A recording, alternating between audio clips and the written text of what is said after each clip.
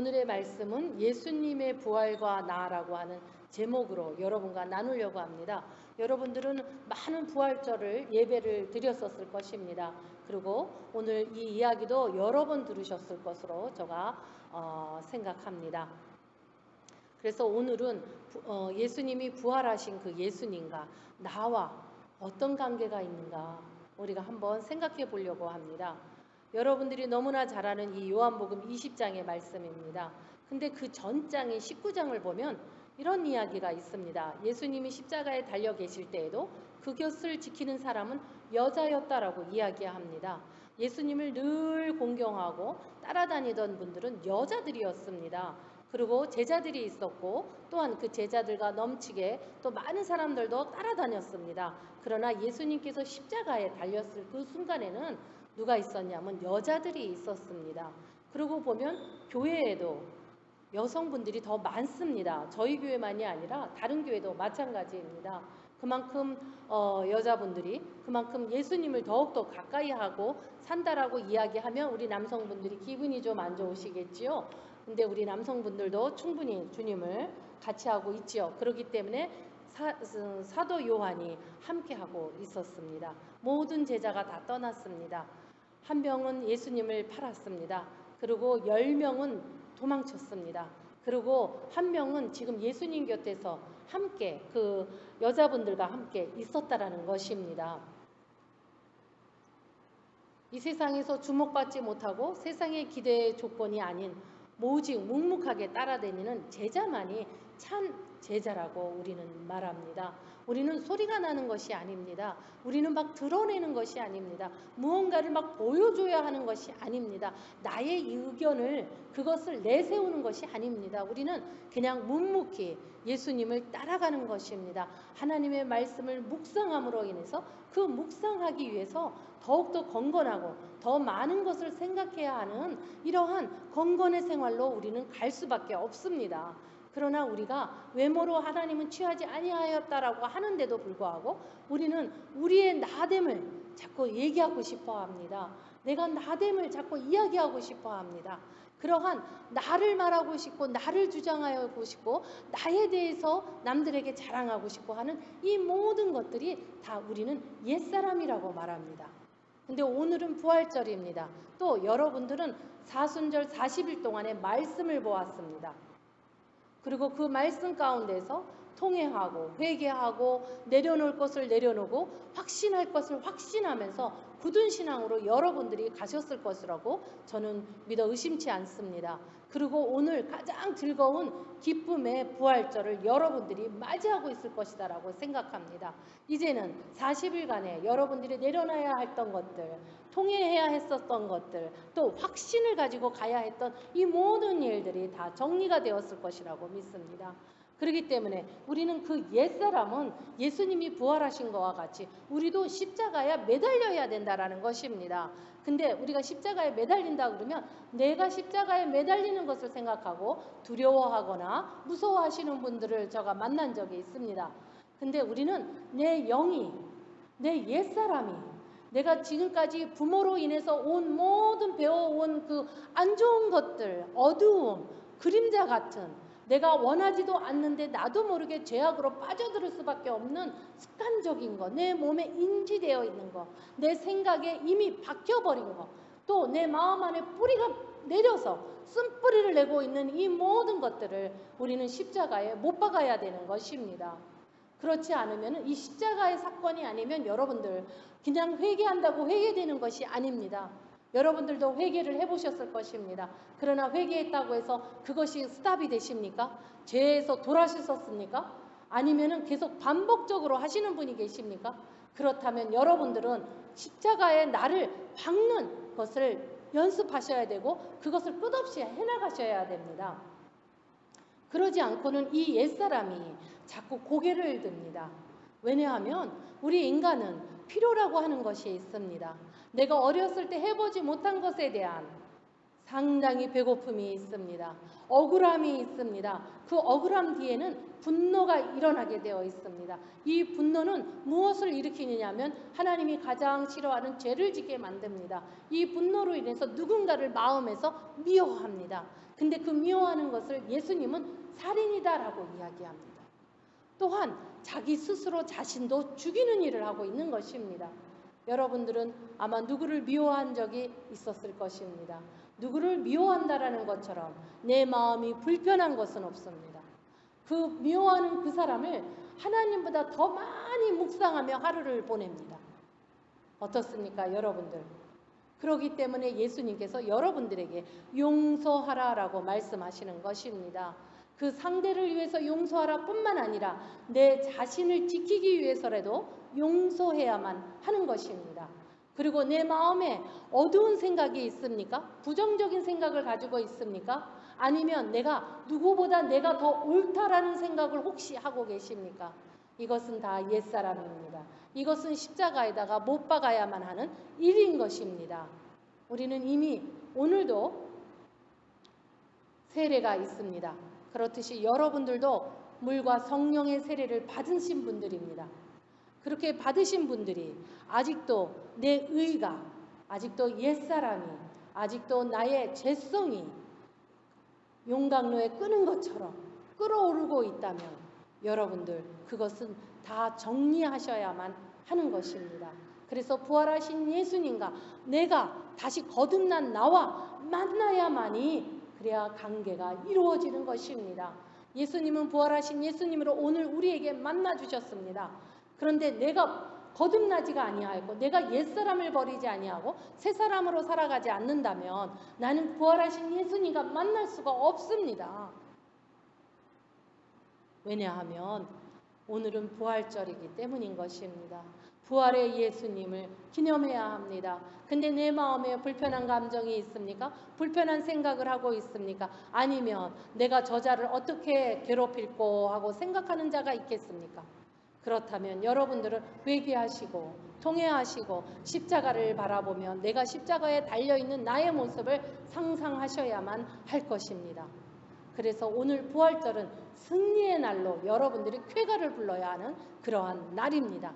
가장 복되고 복된 날이 부활절입니다. 이 부활절이 없으면 우리는 거듭날 수가 없는 것입니다. 예수님께서 십자가에서 죽으시고 다시 부활하시 아니하셨더라면 우리도 거듭날 수 있는 기회가 없었다라는 것입니다. 그 일을 위해서 예수님께서는 십자가에서 순종으로 달려 돌아가신 것입니다. 물과 피를 다 쏟으셨습니다. 우리는 물과 피를 쏟기는커녕 우리는 조금만 불편해도 그거 어찌할 수 없습니다. 근데 예수님은 물과 피를 다 쏟으셨습니다. 요한복음에 보면 손으로 예수님을 쳤다라고 얘기합니다. 우리는 아마 누가 나를 이상한 눈으로 쳐다만 봐도 기분이 상당히 나빠지실 것입니다. 그러나 예수님께서는 그 다음 오른뺨을 때리면 왼뺨을 내놔라, 왼뺨을 때리면 오른뺨을 내놔라 하는 우리의 그러한 마음의 심령이 있어야 합니다. 그러한 마음을 가질 수 있는 것은 오직 성령님께서 주시는 마음입니다. 우리가 생각으로 내 머리로 내가 무엇을 해내려고 한다고 해서 해낼 수 있는 우리의 존재들이 아닙니다. 오늘 본문으로 다시 돌아가 보면은 막달라 마리아가 예수님의 무덤을 찾아갑니다. 이른 아침에 찾아갔습니다. 어두웠다라고 합니다. 그는 예수님을 너무나 사모하는 자였습니다. 예수님의 시신이 있는 그 무덤가라도 가서 그분을라도 봐야만 했던 것이고 그 주위를 지켜야만 하는 이러한 사명감이 아주 특별한 그러한 마리아였던 것입니다. 이 마리아가 예수님이 돌아가신 그 무덤으로 가서 주님을 바라보기를 원했던 것이죠. 그러나 사람들이 그 주님을 그 무덤이 그 큰 돌을 치웠고 그 안에 주님이 계시지 않는 것을 알아본 것입니다. 그리고 그는 너무나 놀랐을 것입니다. 계셔야 할 곳에 예수님이 안 계시기 때문입니다. 우리는 시편에서도 말씀하지만 우리가 예수님이 우리 곁에 없으면 우리는 혼동밖에 없습니다. 예수님이 나와 함께 동행하지 않으면 우리의 생각은 혼동밖에 일어나지 않습니다. 갈등의 속에서 산다라는 것입니다. 늘 파닉을 하고 살아간다라는 것입니다. 어찌할 줄을 모르고 살아간다라는 것입니다. 그러나 이 마리아는 그 예수님이 무덤에 없는 것을 보고 너무나 놀랐습니다. 그래서 두 제자에게 달려갔습니다. 베드로와 요한에게 달려갔습니다. 그리고 예수님이 안 보인다고 이야기를 했습니다. 그러자 베드로와 요한이 급히 달려왔습니다. 그리고는 베드로가 그 안에 들어섰습니다. 그랬을 때 예수님은 안 계시고 예수님이 입고 있던 그 배옷만이 접혀져 있고 얼굴을 싸매었던 손수건이 그것이 개켜져 있었던 것입니다. 이 두 제자들의 반응은 너무나 실망스러웠을 것입니다. 예수님을 3년 동안 함께 다니면서도 예수님의 말씀을 이해하지 못했기 때문입니다. 예수님께서 내가 3일이면 다시 부활할 것에 대해서 충분히 이야기를 했습니다. 그러나 그들은 이것을 상상조차 할 수 없었기 때문에 이해할 수가 없었습니다. 우리는 성경을 이미 알고 있기 때문에 그 이야기에 대해서 우리는 충분히 이해를 합니다. 그러나 이 당시에 이 제자들에게는 이 말이 생소로운 들어보지 못한 이야기였을 것입니다. 생소한 이야기였을 것입니다. 그래서 그들은 다시 낙심하고 다시 집으로 돌아갔습니다. 그러나 마리아는 그곳을 지키면서 울었습니다. 예수님이 계시지 않는 그곳을 지키면서 울면서 예수님을 어떻게 찾아야 할지에 대해서 그는 울면서 통회했을 것입니다. 그럴 때 천사가 물었습니다. 여자여, 왜 울고 있느냐? 라고 물어봅니다. 그는 예수님이 없어진 것에 대해서 이야기를 합니다. 그리고 뒤돌아섰을 때 거기 예수님께서 서 계셨는데 예수님은 부활하신 몸으로 서 계셨기 때문에 마리아가 알아볼 수가 없었습니다. 근데 예수님께서 동일하게 물어봅니다. 여자여, 왜 울고 있느냐? 너가 누구를 찾고 있느냐라고 그 음성으로 들려주십니다. 우리 예수님은 이렇게 우리에게 다가와 주십니다. 우리의 뒤에 계실 수도 있습니다. 아니면 우리 앞에 계실 수도 있습니다. 아니면 여러분들의 오른손에 왼손 쪽에 계실 수도 있습니다. 우리 예수님은 늘 우리와 함께 하십니다. 그리고 우리를 바라보고 계십니다. 여러분들 한번 생각해 보십시오. 부활하신 예수님이 여러분을 만났습니다. 여러분을 보고 기뻐하시는지 아니면 슬퍼하실 것인지 한번 생각해 보아야 될 것입니다. 예수님이 지금 나를 보고 기뻐하시며 나에게 면류관을 주실 것인지 아니면 슬퍼하실 것인지 그것은 여러분들이 더 잘 아실 것이라고 생각이 듭니다. 그러는데도 마리아가 그 예수님의 음성을 듣고도 못 알아들었습니다.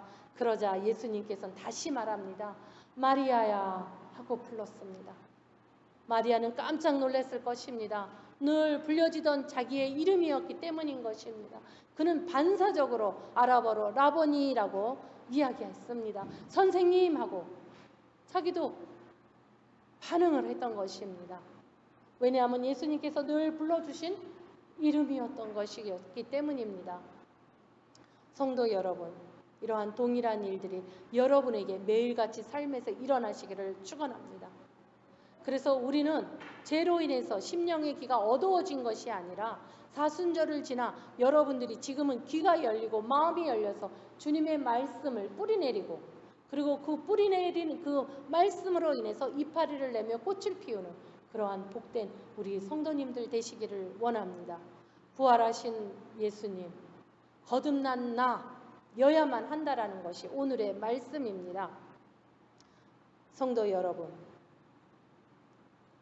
오늘은 부활절입니다. 예수님께서 부활하시기에 우리가 새 사람으로 다시 태어날 수 있었습니다.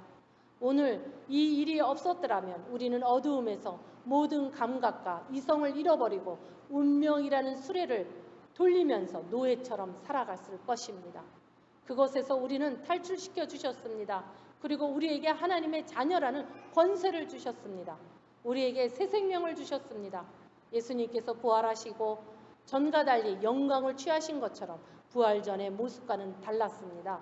우리도 새 사람으로 새 삶으로 변화되어 전의 모습과는 다르게 예수님 앞에 있어야만 하겠습니다. 왜냐하면 우리의 생각이 전과는 매우 다른 생각을 하게 되기 때문인 것입니다. 우리는 오직 예수님을 생각할 것입니다. 오직 말씀을 생각할 것입니다. 오직 하나님과 성령을 의지할 것입니다. 그렇기 때문에 우리들의 표정들이 달라질 거며 우리가 사용하는 언어 역시 달라질 것입니다. 부활의 예수님과 나는 깊은 관계가 있습니다. 이 관계가 없다면 우리는 사생아일 것입니다. 예수님은 포도나무시요 나는 가지이기 때문입니다. 예수님을 닮지 않고는 열매를 맺을 수가 없습니다. 왜냐하면 예수님과 나는 하나이기 때문입니다. 그런데 두 마음을 품으며 우상 숭배를 하면 음행을 하면 다 같은 뜻입니다. 곧 예수님보다 더 좋은 것이 있다는 것은 예수님보다 더 좋은 것을 열매 맺을 것이라고 생각하지만 그 열매는 맺혀지지 않을 것입니다. 그리고 그 열매는 썩었을 것입니다. 세상과 마귀에 속아서 진리를 모르게 될 것입니다. 다시 후퇴하며 고정관념 속에 빠져들어서 나라고 하는 것을 주장하며 살아갈 수밖에 없을 것입니다. 부활의 예수님과 나는 하나여야만 합니다. 의식적으로도 예수님을 느끼며 살으셔야 합니다. 오직 예수님만이 나의 구원자이시기 때문인 것입니다.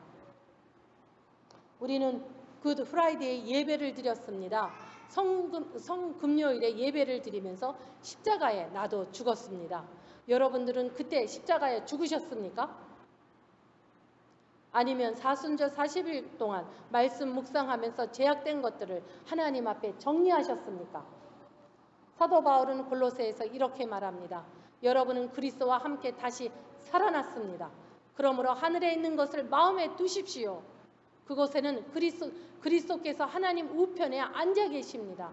그렇기 때문에 우리는 하늘의 마음을 두어야만 하는 것입니다. 옛사람은 죽었으며 이제는 하나님 안에서 그리스도와 함께하는 새로운 삶을 감춰져 있습니다. 여러분 모든 참 생명인 그리스도께서 다시 오시는 날 영광 가운데 그분과 함께 거하시게 될 것입니다. 그러므로 하늘에 속한 것을 생각하시고 땅의 것을 마음에 두지 마십시오. 묵상하겠습니다.